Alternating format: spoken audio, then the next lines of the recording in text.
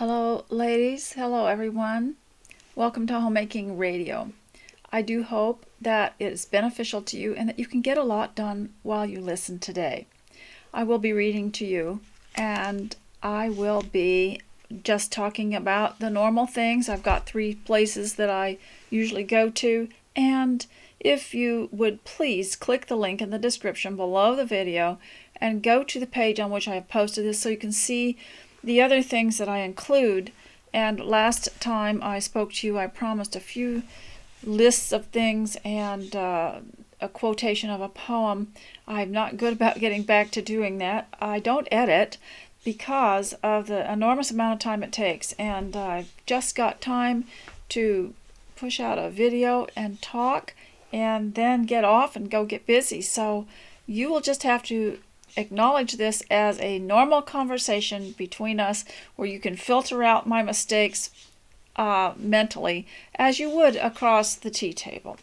And thank you very much for coming. I am so honored that you would do this for me, and I hope that I can give you something back in return that will enrich your life at home and keep your family glued together. And I have maybe some stories to tell you that I have not told you about women who have kept their children and their families together through almost a war they had to fight with the outside world. And I hope you don't have to ever do that. But we see it going on in life, and that's one of the reasons I read to you out of the old novels and the Bible, because we see that conflict going on and what the results of it, and how we have to be firm and how we have to have faith that God is going to see us to success in many things. And if you can't seem to manage the people, you can manage your house, you can manage your home. That's something you can manage. You can also manage getting dressed. That is something you can change and have some control over. That isn't a big problem, because if you want to look nice, you know how to do it. And so, ladies, today I'm going to start out with the appearance. And remember, last time I had read to you out of the Fascinating Girl workbook, and I don't know what edition this is, but it didn't have some of the things I remembered for when I first had read this way back when I was 19 years old. And it was a very practical book. And I remember reading about the temperament in here, and it had questions like are you often gloomy, are you negative, and I've been trying to find that because it's a very important point of running the home. This was for single girls, and it was about character, and if character had to be the foundation of any endeavor, homemaking, meeting someone, getting a home of your own. And this is one of the things that I liked about the workbook, and I think I'm more fond of the workbook than I was of the book, because it also included some poems and some illustrations in it. So I'm going to just flip through here and see if I can, like here's one on homemaking. So we'll skip over to homemaking here. Here's some things to know. Know how to do. Now, she doesn't actually show you how to do it, but in the teacher's manual, she suggested that you bring someone in to demonstrate how to put on a meal. But you can also, these days, there's so many more resources, and that can be one of your assignments, and you can find the information yourself. So under cooking, she had it in, she had the homemaking part divided into cooking, sewing, managing the home, and I wanted to be sure that I found the part on that. So I'm just going to read to you. Hopefully you'll all be ready and dressed and ready to come to class. If you don't want to use this to listen while you work, let me just make sure I've got this turned on here. Listen while you work, and if you don't want to do anything, you just want to sit there, you could actually use this as a class, and you could come here dressed up and you could take notes. I have often thought that there were things probably in my first videos that you could use as a class and just sit there and take notes for yourself.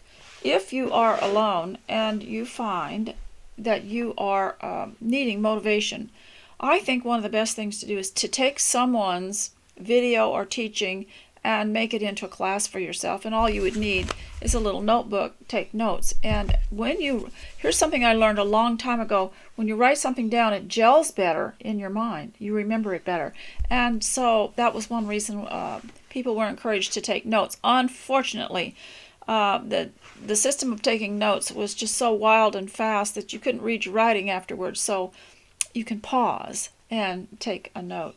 And one of the things that I remember doing when the videos first started coming out on YouTube was finding someone who knew something about interior design. I don't mean decorating, I mean design. And I decided I wanted to learn from her, and she had been an interior designer and was qualified, so I took a notebook and I sat down and I just listened and wrote down some things.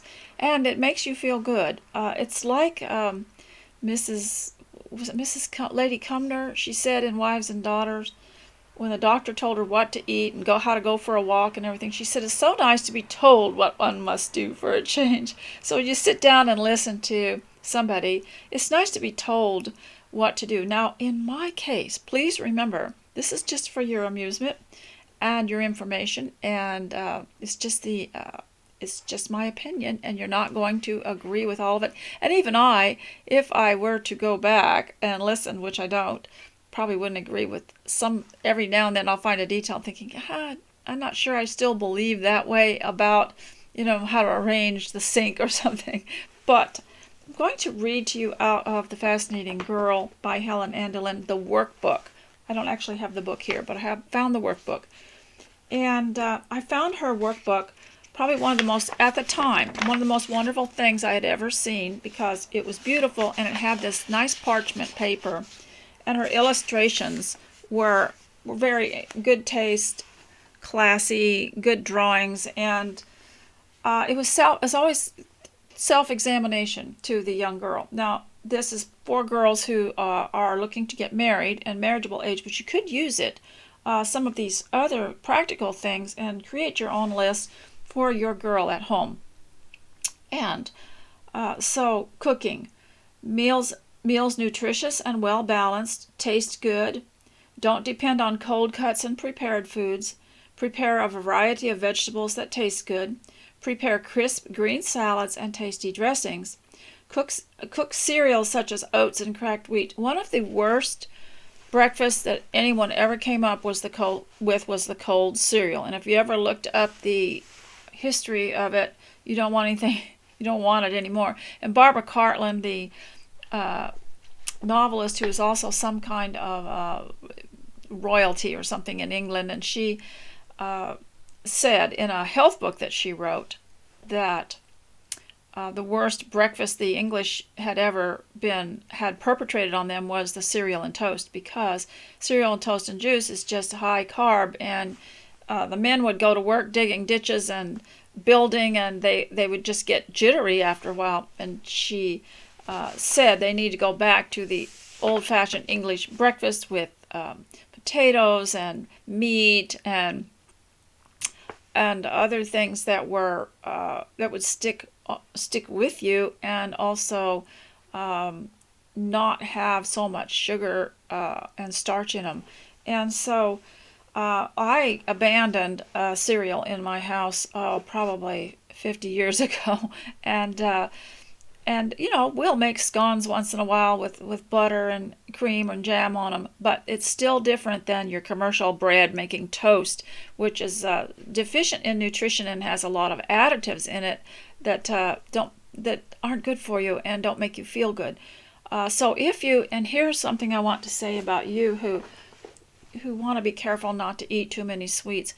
Candy bars, no.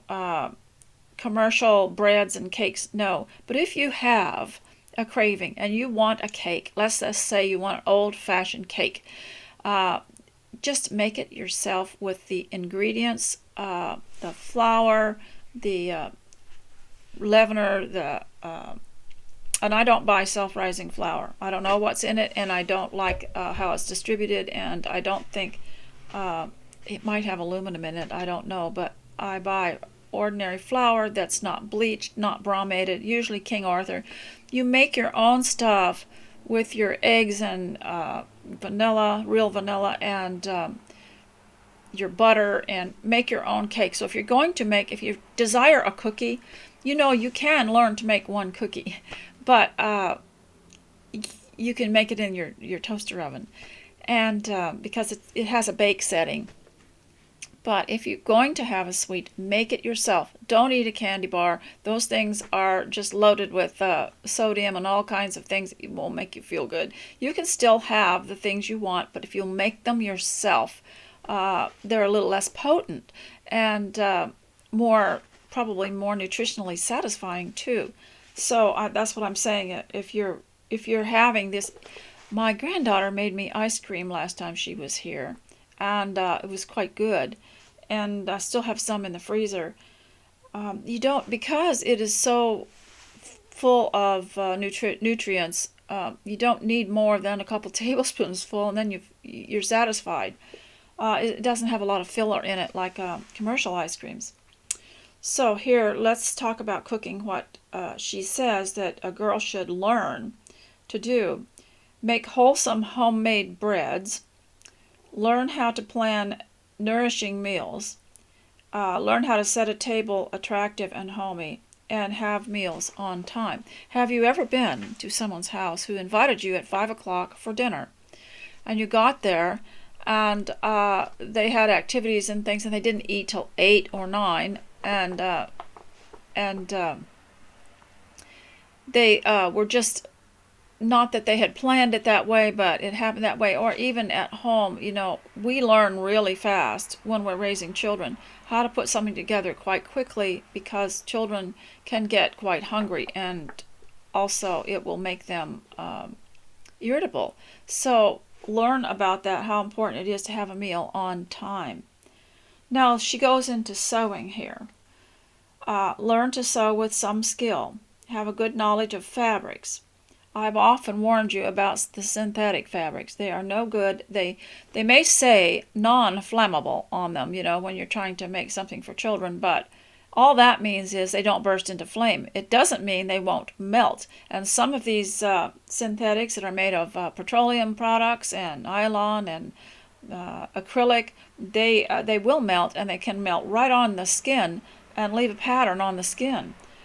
So that's what I've said here. What she says here: have a good knowledge of fabrics.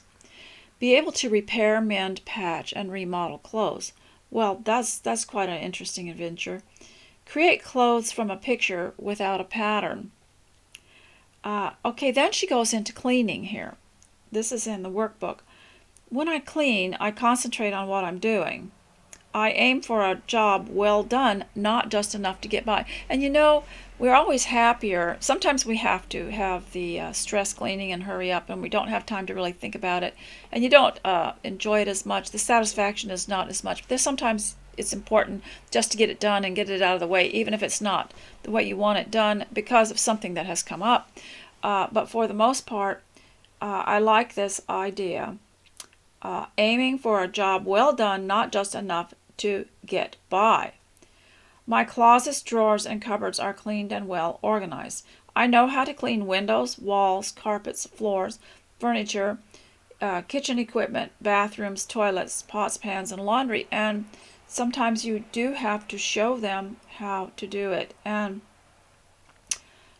I've often, someone wanted to clean my car, so I went out and talked to one of the children and told them how it should be done and how it has to be rinsed. And then you take, we just use white vinegar, and you can clean the windows, and also different things about it so that they know, so they have a skill. Okay, money. She has a section on money. Learn to be a careful shopper with an eye for quality and value.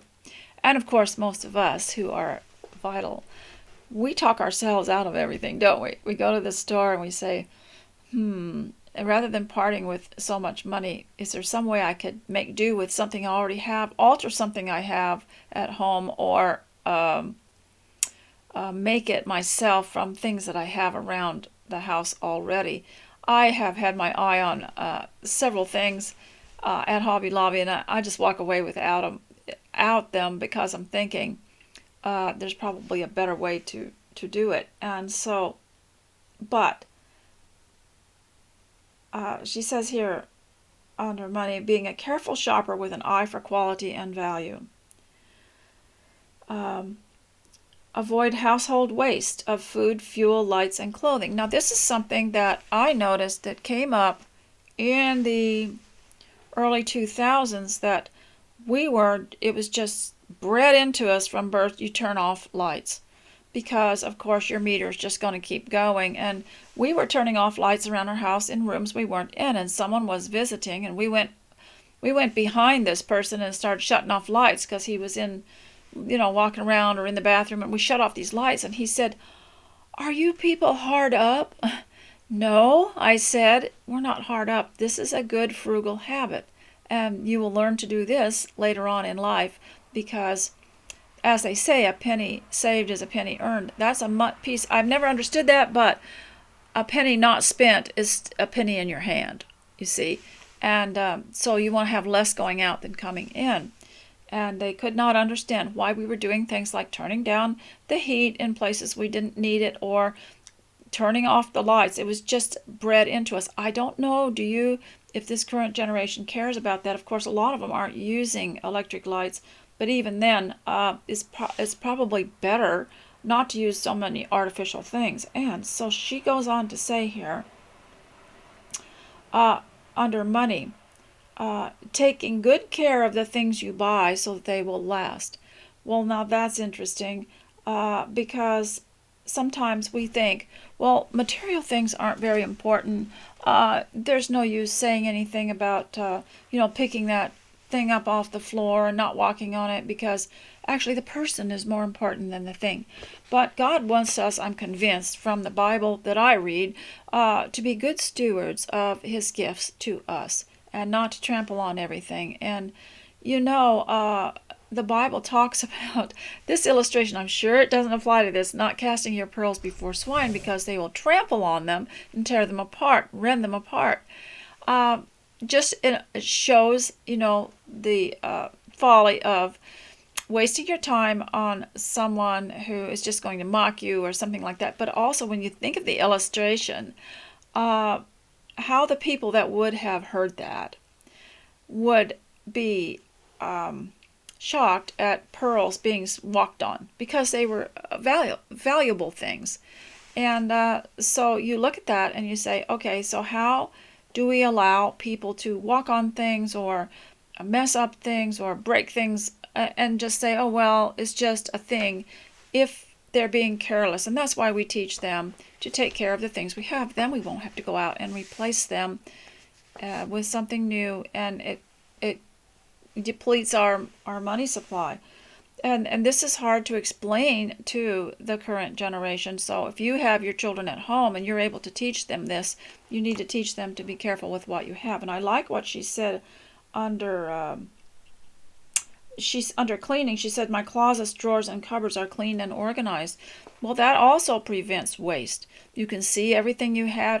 A lady showed me this little spice riser her husband had built for her, where she could see the spices bottles in her cabinet at different heights, so she wouldn't have to reach back behind things, and that way she wouldn't have to let something go to waste, or get lost for years and replace it, or have to, that it would cost her more. And so we take care of things so that we can preserve. And even though someone might be quote, low income, I know ladies who I would definitely say are low income, but they kept their things, and they kept them nice. And so when you walk into their house, they don't look low income at all. Their furniture is in good repair.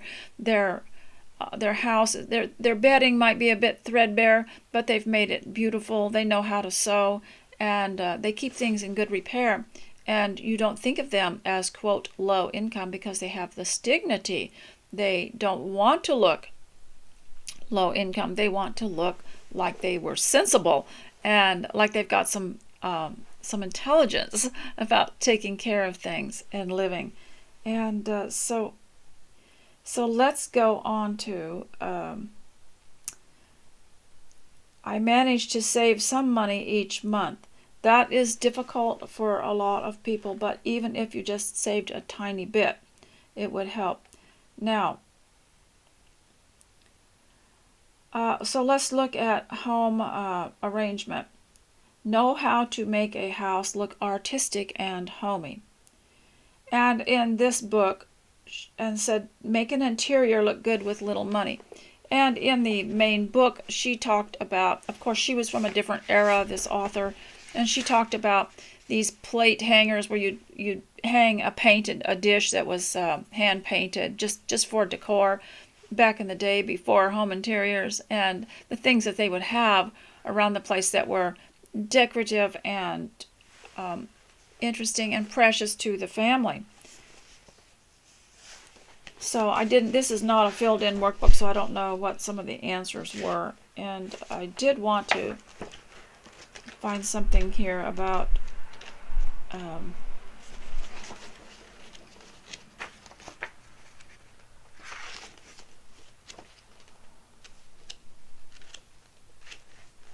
I will read that to you next time when I find it. And also, I have wanted to make a comment about finding things in the home when I mentioned it last time about how to search for something. And so how would you search for something if you did not know? Well, if you're reading the Bible, you remember the parables, and one of them was the woman that searched for the lost coin. And I believe there was another one, the lost pearl, a pearl of great price. And the lost coin, well, how did she search for it? Well, she swept. And, many times if you're sweeping, now we are all using the straw brooms now because we all have these wood floors, but back in the day when you vacuumed everything, that stuff you lost can be in the vacuum cleaner bag, and it's pretty nasty to get it out. But now with sweeping, you can see the lost button and the lost piece of whatever it was that fell off of your sewing supplies, and the lost toy, and the cap or the lid to some little lid to something in the kitchen. You can see it. So sweeping would be an ideal way to find something. And I was teaching some of my younger grandchildren about it. And he had been playing with a little ball in the house that had a little net, that you could throw it in. And the ball rolled under something, and he immediately went and got a broom, and he crouched down and swept under and pulled it out. So that is one way to find something. So today I'm also going to talk to you about this book, Winston Womanhood, by Margaret Elizabeth Sangster, 1900. And let me just look at my notes and make sure that I have covered everything.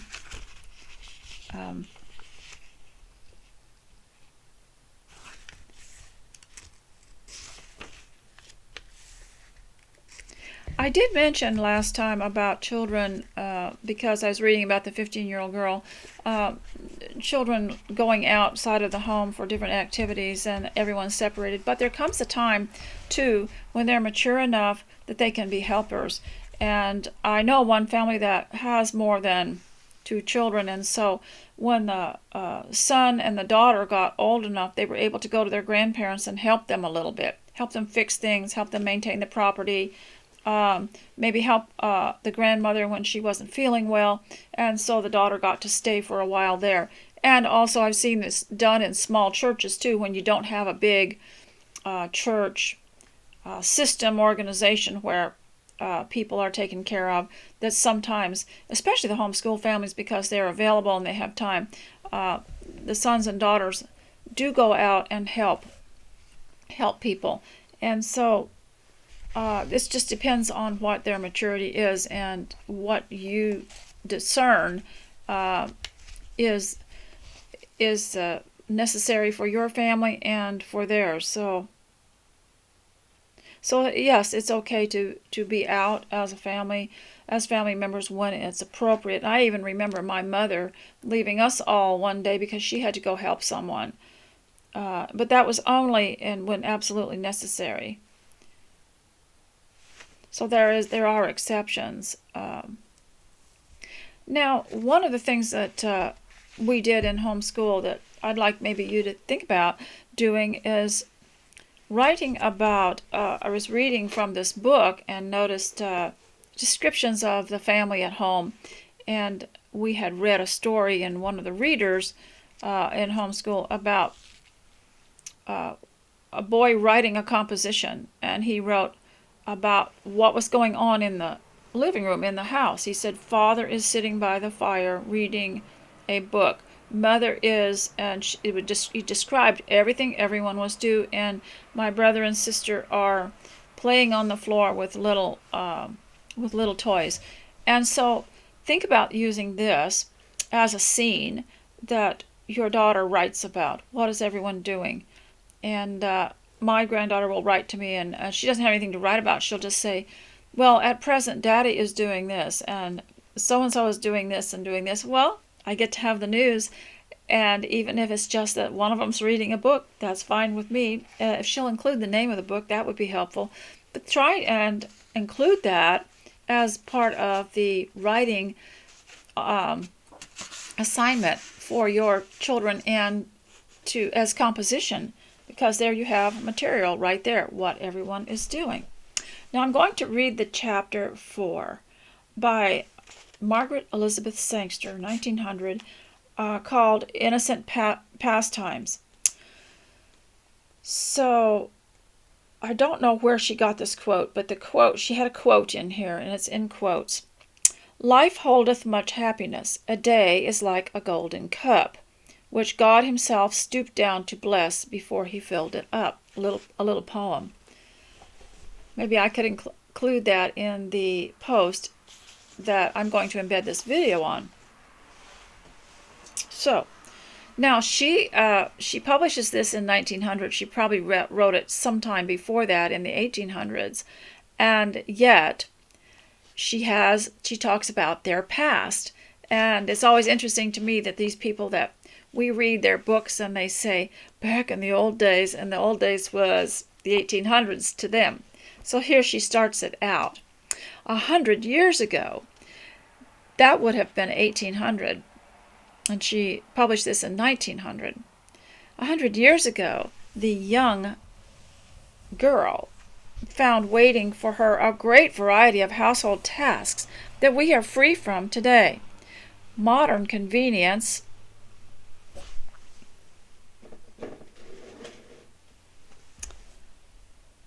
has made a wonderful forward stride in this 100 years.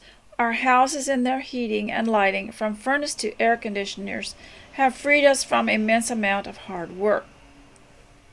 It used to be, just checking here, it used to be that the loaf sugar, never heard of it.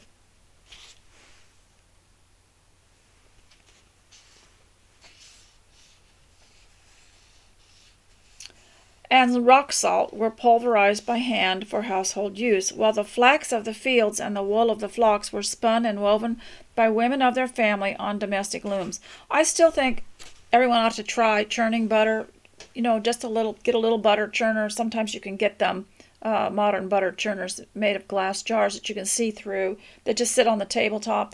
And they should also learn a little bit about spinning wool or something like that, just to try it, not to go deeply into it. But we are too far removed from it. You go to the fabric store, you have no clue how that got there and what work it took.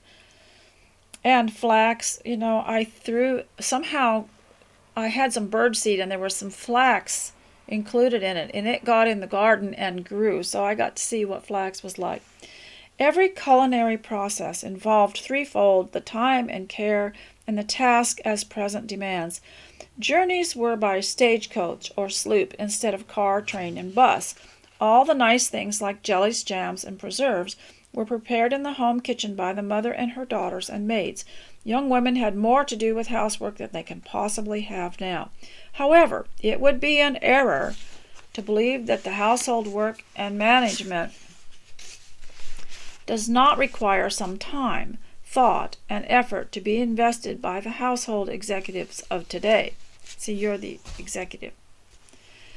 It would be an inaccuracy to fancy that our great-grandmothers and their daughters had no pleasures.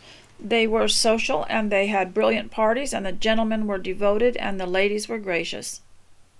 A fine old-school courtesy prevailed. Manners, though elaborate and formal, did not prevent what every youth longs for, having a good time. Yet the girls of that bygone period were less fortunate than ours are. Many a willowy damsel fainted and pined away, and was laid in her grave, all on account of foolish vanity that urged her to compress herself into an hourglass. Many held to the silly notion that their shoes had to be pretty and not sensible. I am glad that the women of today have feet shod with sensible, sturdy shoes that fit them. No girl who reads this page has ever gone to a party with 9 stiff petticoats around her waist, but many of your great-grandmothers went to church in skirts that stuck out and rattled with an abundance of starch. Who was it? Was it Margaret in North and South, the BBC production about the cotton mills in England, who looked out the window of someone's apartment down in the courtyard and said, "There's a great deal of starch there," when a woman got out of her carriage. A girl of the past might ride on horseback, seated on her own pony or behind her father or brother. She might have taken long walks, and sometimes she did.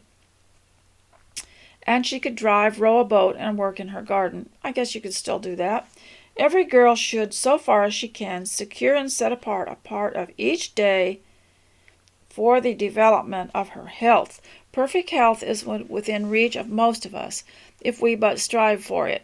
If your daughter is overweight, this can be a dangerous trend for her future. Make sure she slims down with plenty of activity and less of the simple carbohydrates, which would be cereals and breads and things like that, and a more balanced diet of fresh things. But it is also true that just as nature enjoys rest after duty, a girl's body needs sufficient time to rest. Most young girls this age, especially the homeschool ones, are so busy. When they finish doing something in the kitchen, they are thinking of the next thing to do, and they rush up to where the sewing room is and start working on a project they're involved in. And then, of course, they always have lots of friends to write to, so they have their letter writing, they have their walks, they have their gardening. When my daughter was 15, she had a garden, and she had somehow procured at that time, it was in the early 80s, a gardening journal, and learned how to design it and write down it all and keep its progress like a little child growing. And it was like a baby book, really. And I always remember that year that she did that.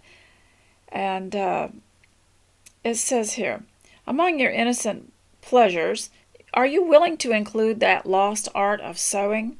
Whether it be sewing with a machine to make clothing or household adornments, by hand to embroidery tea towels and pillowcases, or needlepoint and counted cross-stitch, to a girl who likes her needle there may be hours of great enjoyment as she sits cozily with her mother and sisters on long sunny mornings or quiet evenings, while the flow of talk goes smoothly on.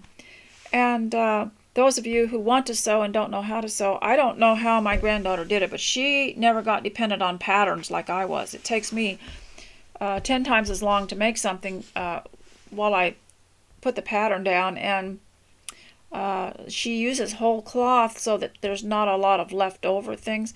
And I know following patterns that there is a lot of cloth left over, but there are ways of doing it. I'm not a sewing teacher. I have taught 1 or 2 girls how to sew, and not always with great success.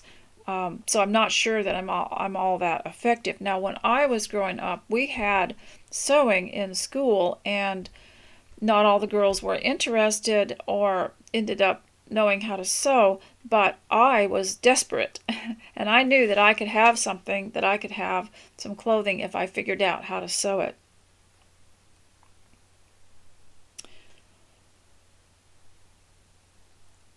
Whether it be sewing with a machine or making clothing or household adornments by hand, to embroider tea towels and pillowcases, or needlepoint and counted cross-stitch, to a girl who likes her needle there may be many hours of great enjoyment as she sits cozily beside her mother.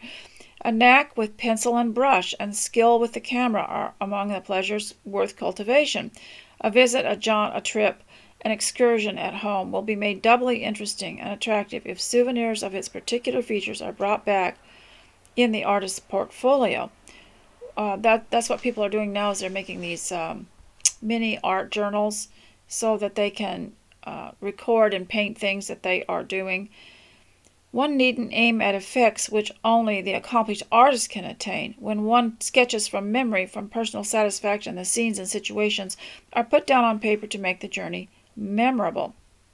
Developing a habit of writing in your journal or diary is another way to preserve the moment. One woman said she wrote down the events in her life so she could savor them. The enjoyable memories take on lasting hue when recorded in a journal. A girl should cultivate cultivate a gift of simple cookery so that planning, shopping, and preparation may not be beyond her skill. And she has a little saying here in the corner: "Dear girl, now is the time for you to practice and become well trained in the innocent pleasures of life." So she's listed some of them: writing and cooking and sewing and artwork.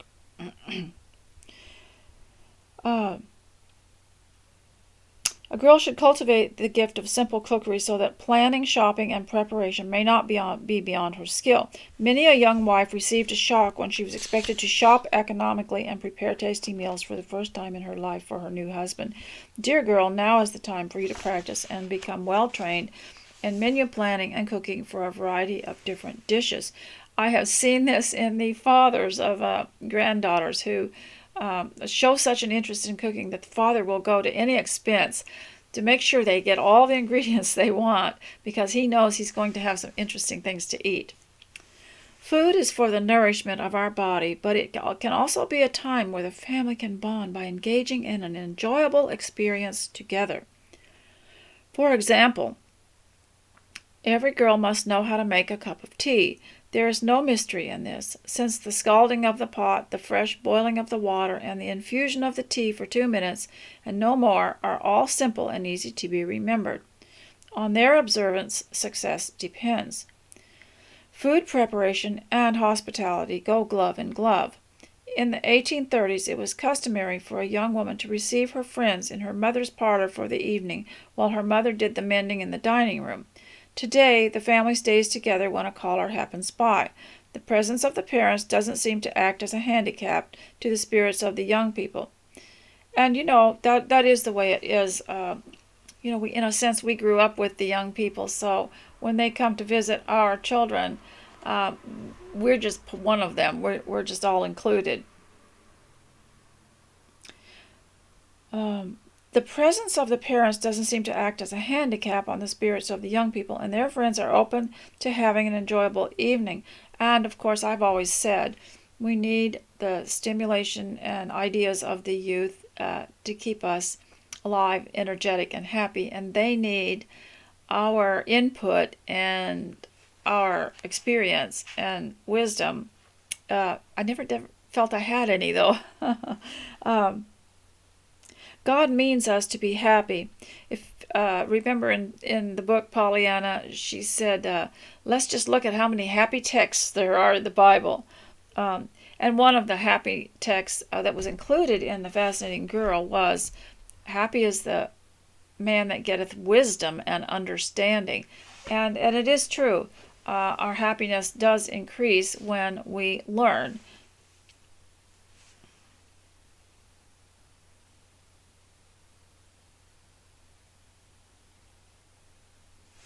So,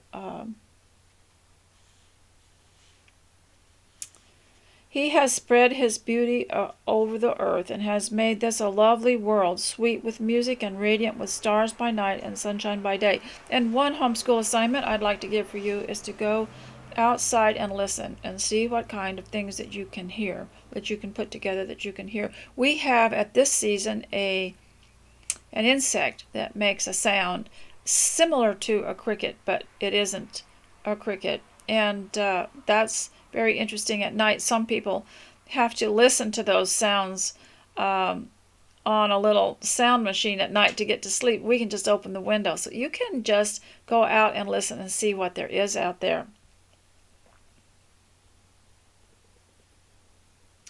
He has made this a lovely world, sweet with music and radiant with stars by night and sunshine by day. If we are depressed and gloomy, there must be something wrong. Now and then a girl is very sensitive or overly conscientious. She distresses herself over imagined slights and broods over her own errors and faults. This is not the best way, nor in it is there the least element praiseworthy. Our self-love, our personal vanity is wounded, and we imagine injustices and criticisms which were never meant. We loom too largely in our own thoughts. We may as well own that we are more interesting to ourselves than we should be. Blessed is the girl whose mind is not occupied with the impression she is making, who exacts little and is grateful for every attention while asking no favors. A most unhappy girl is she who indulges in fits of the blues and refuses to recognize any brightness unless self is in the middle of it. This kind of temperamental behavior is as much a matter of regret as a blemish on her skin. That's why the mother needs to be close to her daughter to talk about it. And it's like Roger when I was reading Wives and Daughters, and in order to help Molly cheer up, he didn't scold her. He said, I knew a family once who had a daughter your age, and her father got married, and this is how she took it. And so it's nice to have things that you know of, and that's why I say it's important to read the Bible, because then you get your illustrations there, or people that you used to know. Now, they didn't live when you were young, and you can remember people in your life that your parents knew that had flaws and character problems, and you can bring that up. What I like to use are the old books because they're copyright free and you're not insulting a person that's still alive.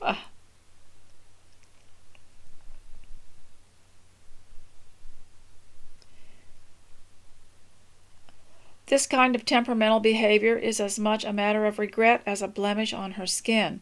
About our sins, our shortcomings, our forgetfulness of God, our neglect of plain duty, they are to be repented of in the closet. The closet is the secret hour of communion. Let us tell them in the ear of our Savior, and in deep humility and earnest contrition ask for pardon.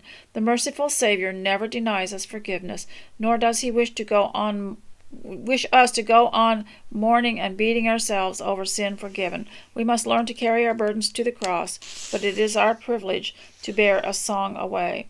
So here's a song from that old day, before the 1900s, probably in the 1800s. Let little sharp vexations and the briars that catch and fret, let us take them all to the Helper who has never failed us yet. Every one of us owes to himself and her generation to learn to become a light bringer. You know, I have at the header of my blog, her presence lights the home. Do you remember Robert Browning's poem in which Pippa passes a little hand-working peasant who has only one holiday in the long year, and she goes singing by? Sin withers at the sound of her voice, sorrow is soothed, and love grows strong and pure.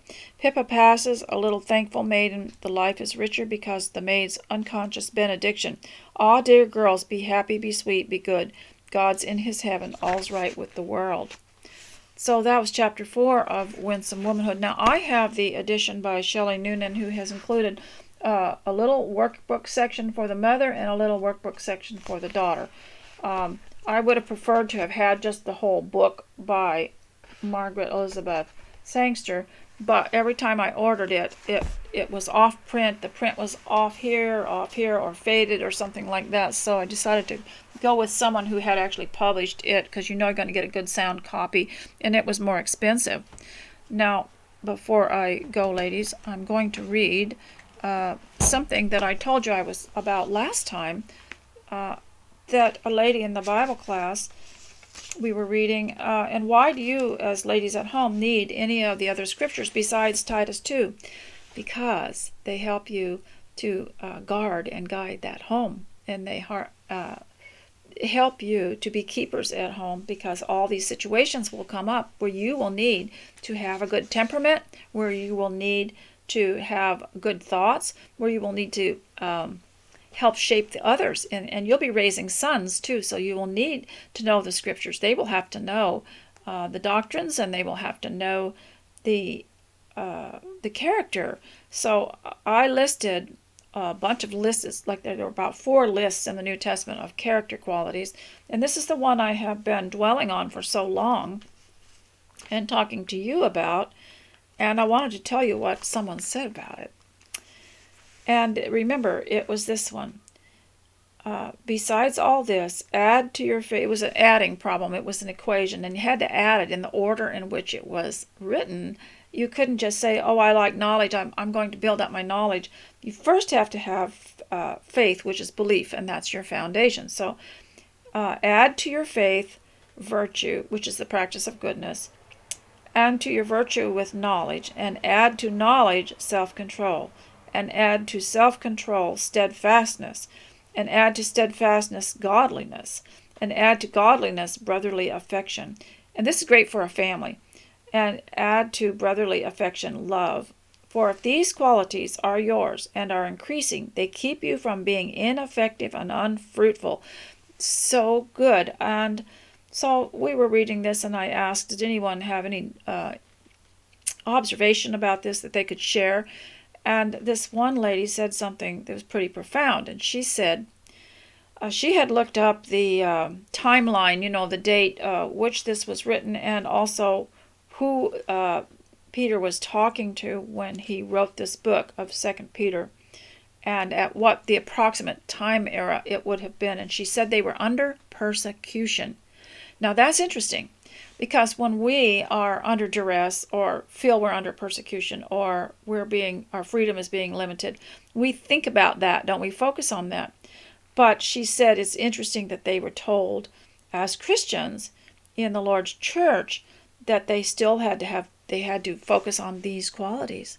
Now that's interesting, isn't it? And I want you to think about it. So let me make the list here.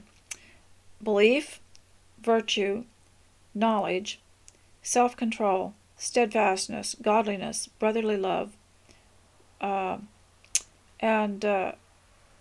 there are many other character qualities listed, which I want to eventually spend some time here telling you all of the sections where there are character qualities listed that you could look up and figure out how to use. You could have a whole notebook of this and look up all the words and figure it out. And it's 2 Peter chapter 1, verse 5 through 8. And so she made this comment, and so then I got to thinking about the other things, like Philippians 4:8, which we're all familiar with. Think on things that are lovely, good, and pure. They were under persecution too. So we're all enduring some kind of discomfort, spiritually and mentally, in many ways. Some people just be persecuted in their own families, or just some suffering that's going on, but still they were supposed to have these qualities. So one of the other list of qualities, I'm trying to find it here. I'll just go back to the beginning here of what I found. There was a list in Romans. I believe that there was, a list in Romans. And here's the list in Romans 5. We know that suffering produces endurance, and endurance produces character. Here's another list. Suffering produces endurance, endurance produces character, and character produces hope. And so there's a list there, a list that could be studied, and qualities that could be acquired. And then There was another one here. Trying to think what it was. And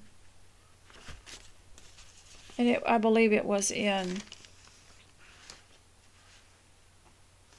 First Corinthians, 2 Corinthians, chapter 4, verses 7 through 12. And I have read this to you. It used to be my favorite, one of my favorite lists. And it was like prose, and it was like on one side where this downside, and then here's the upside. So here it is. We are afflicted on every way, but not crushed. This should be made into a poetic little sign on the wall. Perplexed, but not driven to despair. Persecuted, but not forsaken. Struck down, but not destroyed. And so there's another list there. And so then I turned and I found another list we ran across, and I thought these are all good character qualities. Galatians chapter 5. The fruit of the Spirit is love. There's this list here. Love, joy, peace, patience, kindness, goodness, faithfulness, gentleness, self-control. And so when you are raising children and they're showing, they're screeching or showing impatience, you say, no, wait a minute. Is that love? Is that kind? Is that, and you can go to Philippians 4:8, is that lovely? Is that patience? And you can actually need to go and look up the word patience and do a good word study of it too, but keep it in context. So now, so there were several others that we had studied, and I just wanted you to know what those lists were, because they're so helpful in developing character. And character, I believe, is something that's neglected.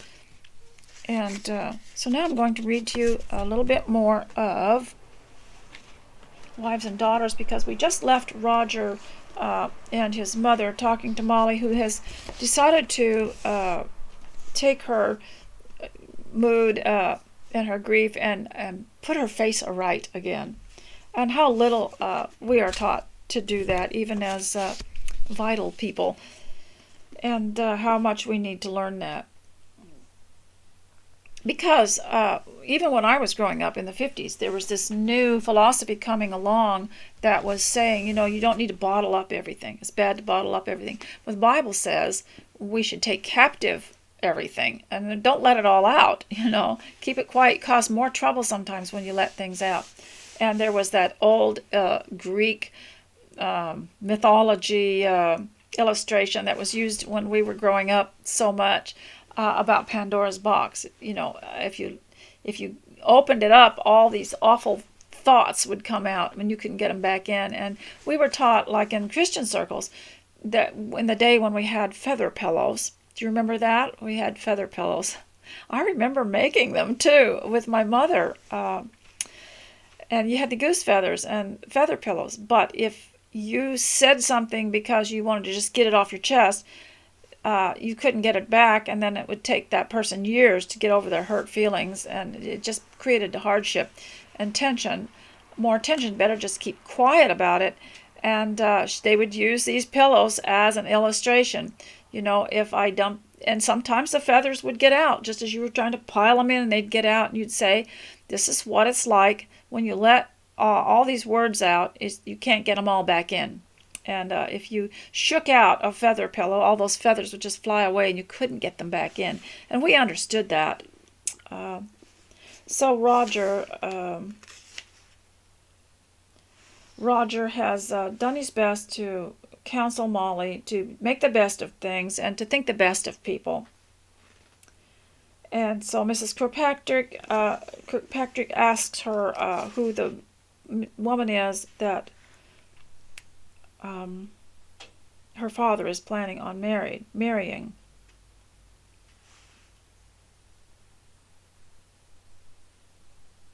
And so Molly is telling her, and she says, I think it was a governess that worked with Lady Cumnor.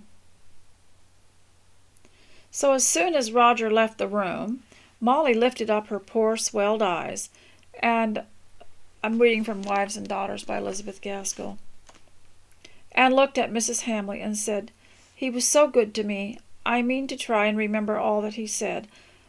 I'm glad to hear it, my love, very glad. From what he told me, I was afraid he had been giving you a little lecture. He has a good heart, Roger, but he isn't so tender in his manner as Osborne is. Roger's a little rough sometimes." Then I like roughness. It did me good. It made me feel how badly, oh, Mrs. Hamley, I did behave so badly to Papa this morning. She rose up and threw herself into Mrs. Hamley's arms and sobbed at her breast. Her sorrow was not now for the fact that her father was going to be married again, but for her own ill behavior. This goes really well with the book I was reading by Elizabeth Sangster about the mood, the mood. And of course, I know you're not 15, but we can be 15 again. We can read books like this and we can learn from them. Do you know, if you're vital, let's just say you're 70 or 71 or 72. Did you were 14 or 15 at one time, but you were 12. You look back and you find out, you kind of dream about what were the highlights of those years, or what did you like about some things when you were younger. Just because you turned 70 doesn't mean you gave up 15 or 16. You still have that with you. Otherwise, why would you be called 70? Because you accumulated all those years. So you can still have your 16 your old year. You can still have your 17 because you've got all that accumulated in your heart and in your mind and in your habits and in your love of life. It's all part of it. And so you should never say, well, this is a different life, or this is a different year, and I'm throwing away all the past, because you still have that 15-year-old girl, and when I read this to you, you can probably recognize it. And so we still have our 20s with us. We still have our 30s with us. Otherwise, why would we be in our 70s? And if you can figure out that logic, you're pretty smart, because I had a hard time coming up with it myself. So then let's finish this, and then I'll say goodbye to you and hope you have a wonderful day, and hope you got a few things done while you listen. If Roger was not tender in words, he was in deeds, unreasonably and possibly exaggerated. You will find this in reading Pastoral Girl. You will find this, that there are some people who don't seem to be very expressive, or don't seem to be very warm. You can't quite connect with them, but their life shows goodness. They do good things for people, and must always recognize the good things about these people. Unreasonably and possibly exaggerated as Molly's grief had appeared to him, it was real suffering to her, and he took some pains to lighten it in his own way, which was characteristic enough. That evening he adjusted his microscope and put the treasures he had collected in his morning's ramble on a little table, and then he asked his mother to come and admire. Of course Molly came too, and this was what he had intended. He tried to interest her in his pursuit, cherished her first little morsel of curiosity, and nursed it into a very proper desire for further information. Then he brought out books on the subject, and translated the slightly pompous and technical language into homely everyday speech. Now see, this is how he searched for something. This is how he found out something. He took his little specimen, he adjusted it on... First he went out and got the specimen, then he adjusted it on his microscope, and then he looked at it, he sketched it, and then he brought out books on the subject and translated the technical language into homely everyday speech. Well, it's the same with an artist, isn't it? You first have to go find your scene, and then you have to sketch it, and then you have to figure out how to shade it, how to do different things to it. It's a matter of searching for something and finding it. Molly had come down to dinner, wondering how long the hours till bedtime would ever pass away. Have you ever had such a bad day that you just looked at the clock and thought, I wonder if I could get away with going to bed at 5? because it just wasn't working out. And so I can understand this. She had come to dinner wondering how the long hours till bedtime would ever pass away. Hours during which she must not speak on the one thing that was occupying her mind to the exclusion of all others. And I have sensed this too, that I'll get interested in something and start mentioning it around people and talking about it around people in my home, and I realize after a while, they just think I'm kind of a nut, so so maybe I better drop the subject. For she was afraid that already she had wearied Mrs. Hamley with it during her afternoon tea, but prayers and bedtime came along before she expected, and she had been refreshed by a new current of thought, and she was very current of thought, thankful to Roger. And now there was tomorrow to come, and a confession of penitence to be made to her father.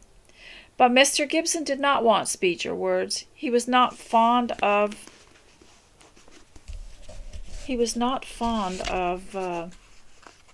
expressions of feeling at any time. He, another one, was very practical, and the person that portrayed it in Wives and Daughters, the movie, did a very good job. You can sense a little warmth, and probably my favorite character, can sense a little warmth in him behind the very stern facade. And perhaps, too, felt that the less the said, the better on the subject. And that's probably good, which is evident that his daughter and he were not thoroughly and impulsively in harmony. He read her repentance in her eyes, and he saw how much she had suffered, and he had a sharp pang in his heart in consequence, and he stopped from speaking to her, and because he could tell that she had regret at her behavior. And he said, there, that will do. I know all you want to say. I know my little Molly better than she knows herself, and I brought you an invitation. Lady Cumnor wants you to go and spend next Thursday at the Towers.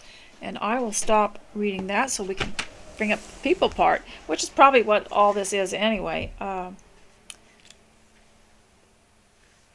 So we talked last time about people who will just, kind of monopolize you and won't let you go. And so it occurred to me afterwards that the reason that people do this, or if they often are the same type of people that like to contradict or argue. And this is why, after watching so much of this over the years, I thought that I got the idea that it's better to have a one-on-one company. A lady invited me to tea at her house tomorrow, but I didn't say, oh, would you like to invite the rest of the ladies, or would it be okay if my daughter came and my granddaughter? Because I realized how important it is to have a one-on-one visit, because then you're not distracted by everybody's conversation, and you can communicate better. So we'll just leave it at that. But sometimes these type of people that like to constantly argue are stimulated by more than one person in the room, and they hold us hostage, and they argue and contradict. That's their style almost, and it can be very uncomfortable, and we learn to say no. Unfortunately, it took me a long time to learn to say no to a visit from them or to any unnecessary contact. I realize most people have to be contacted with family members or other people, and they have to. They can't get out of it. But to lessen it by not volunteering, and to decline anything that's absolutely not required. So why do they hold us hostage? Why do they argue or contradict constantly? I think that if you observe long enough, you'll find out that they are covering up their own failures. They're covering up their own inadequacies, the fact that they didn't do the things that they should do, and so they want to talk about it. They have a lack of knowledge, a lack of experience in it, so they'll want to talk about it, so it sounds like they do know something about it. So that was one of the things that I wanted to bring up. And also that sometimes these people are are better not off not being overstimulated by too much social, too many people, or too often contact. They're better off to be quiet because it lets their brains settle and lets them be less anxious. And so it's better for us not to use words that will trigger them. Don't give any extra information. For example, if I got asked, can you do this today or tonight, and I say no because I have to do this and this and this, they'll start arguing about whether or not you have to do that. And so don't give them any information. Say, I can't at this time. And then when they try to pull out the information, say, I can't at this time, and you just repeat that. And then instead of keeping that same sentence, you shorten it and you say, I can't. And then finally you say no. And this will stop them for a while. And also, it's very important not to trigger off any of their anger. So I also wanted to bring out the fact that when you have a problem with people, sometimes it's part of the culture that you're living in, that you're living around. For instance, you might be around people that don't always quite tell anything accurately or tell the truth, what you would say the truth. It's just that they don't see it that way, or they're from a culture that lies and calls it something else. It's hard to explain, but a lot of it does come from their surroundings and the culture and their lack of knowledge. So ladies, I hope that this has done you some good and you're able to work and that it hasn't been too stressful. And I'll see you next time. Bye.